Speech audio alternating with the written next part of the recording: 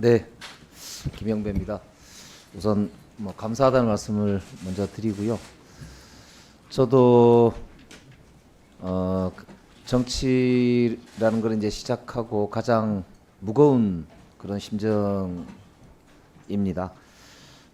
사실 이제 우리가 선거법 협상 시한을 지키자라고 하는 것으로 우리 정개특위가 출발을 했는데 이미 선거법 시한은 지났고 국민들께서도 기대를 하다가 지금은 좀 이렇게 지켜보는 중이신 것 같습니다.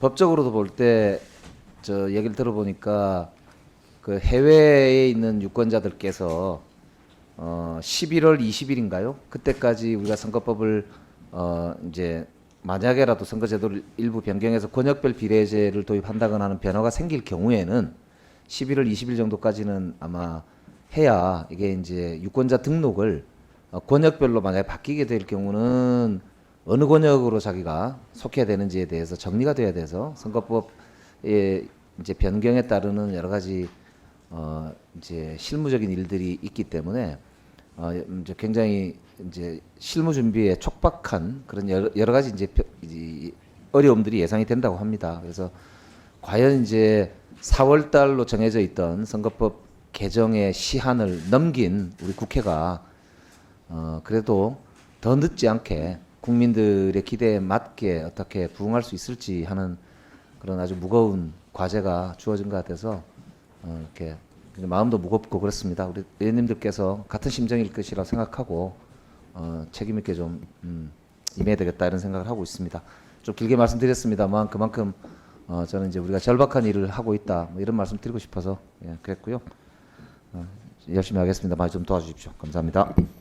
예, 우리 공론조사가 이제 이 여론조사하고 좀 다른 게 아까 말씀하신 대로 정보를 어느 정도 가지고 거기에 대해서 수기 과정을 거친다라고 하는 그 과정이 굉장히 중요한 거라고 생각이 되는데 그 중에서 이제 여론조사 부분이나 이런 것들도 국회에서 여러 차례 지금 한 결과들도 있는데 이번 공론조사는 그런 점에서 보면은 수기 과정을 거쳤다는 점에서 굉장히 전 중요한 자료가 된다고 생각합니다. 그게 뭐 맞다 틀리다 이렇게 꼭 그 뭐 이야기를 하지 않더라도 토론의 결과로 이렇게 진행이 됐다는 것은 상당히 의미 있는 변화다. 그 중에서도 이제 가장 크게 변화한 게 보니까 변화하지 않은 게 있고 변화한 게 있는데 그 중에서 보니까 소선거구제에 대한 선호도하고 도농복합제에 대한 선호도는 조사 전과 공론 그러니까 이 수기 이후에 오히려 늘었어요.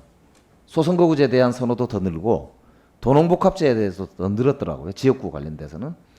그런데 이제 비례대표제에 대해서는 보니까 처음에는 굉장히 좀 부정적인 의견이 많았는데 나중에 보니까 비례대표제가 확대돼야 된다라고 하는 여론이 대폭 늘게 되고 그 중에서도 300석을 고정하고도 이제 이 지역구하고 비례대표 비율을 어떻게 했으면 좋겠냐 했더니 비례대표가 늘어야 된다. 지역구는 줄여도 된다.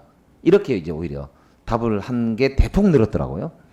그러니까 이게 이제 굉장히 주목되는 부분인데, 그러니까 국민들은 자기의 대표를 뽑는, 그러니까 내 손으로 내가 대통령도 뽑고 국회의원도 뽑고 해서 대표성을 굉장히 중시하시는 것 같고, 꼭 뭐 이제 시골 혹은 지역 뭐 광역시 이런 부분 아니어도 그런 것 같고, 두 번째로는 그럼에도 불구하고 전국적으로 골고루 대표되거나 전국적 일을 통합적으로 잘 좀 해나가는 균형성 이런 것도 굉장히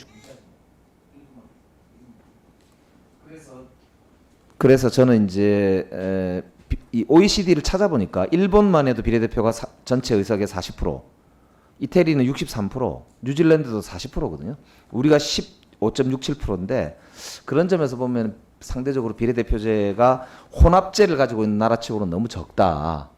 그래서 이제 이제까지 보면은 국민들의 의견이라고 하는 게 지역이나 혹은 부문이나 계층의 대표성을 대표하는 것과 함께 전체 국가 차원의 국가적 통합이라든지 우리가 가지고 있는 현안들에 대해서 좀 더 문제를 해결해내는 능력을 가지는 정치가 굉장히 필요하다. 이런 점에서도 저는 국민들이 토론 과정에서 그렇게 비례대표도 적절한 비율로 좀 확대되는 게 정치가 혁신되는데 더 낫지 않겠느냐 이런 이제 의견을 가지신 것 같아요. 그래서 저는 이게 전원위원회에서 나왔던 의견하고도 같은 점도 있고 좀 다른 점도 있고 특히 비례대표제도 좀 다르거든요.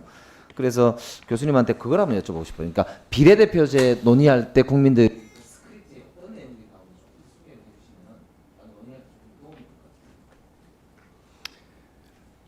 네, 비례대표제랑 관련해서 제가 지금 갑자기 제일 중요한 포인트가 제가 지금 뭐 유튜브에는 있습니다만 자 일단 잠깐만 기억나는 대로 말씀을 드리자면은 그러니까 가장 중요한 거는 그 포인트였던 것 같아요. 그러니까 그 사실 소선거구제 단순다수 소선거구제도 나름의 아까 말씀드렸던 그 나름의 장점이 있습니다. 근데 비례대표제도 나름의 장점이 있습니다. 이 둘 다가 어느 하나가 좋고 다른 하나가 나쁘다 이런 게 아니라 둘 다 나름의 장점이 있고 나름의 어떻게 보면 중요한 하나는 그 뭐 비례성의 원리를 더 많이 구현하고 있고 하나는 그 대표성의 원리를 더 많이 구현하고 있다고 한다면은 근데 대한민국의 지금 현재 국회 비례대표와 그 지역구 양자 사이의 균형이 깨졌다. 이 포인트가 이제 가장 그 중요하게 그날 오셨던 그 500분들한테 다가갔던 것 같아요. 그래서 제가 이제 그 표를 보여드렸거든요. 13대 국회에서부터 지금 끊임없이 지속적으로 줄어들고 있는 그 예전에는 전국구라고 불렀습니다만 비례대표. 근데 그 소위 이야기하는 전국구 비례대표가 지금 이야기하는 어떤 뭐 여성, 청년 이런 대표성도 대표성도 보장할 수 있고 그 다음에 소위 이야기하는 하나의 지역구가 아니라 나라 전체를 생각하는 그런 의미를 가질 수 있는데 이게 이제 지역구 의석을 계속 늘리는 과정에서 전체 의석은 고정되어 있는 상태에서 줄어들었다. 이 이야기를 말씀드렸더니 그건 사실 되돌리는 게 맞다고 그렇게 판단하셨던 것 같아요. 제가 생각하기에는. 그게 가장 중요한 포인트였던 것 같습니다.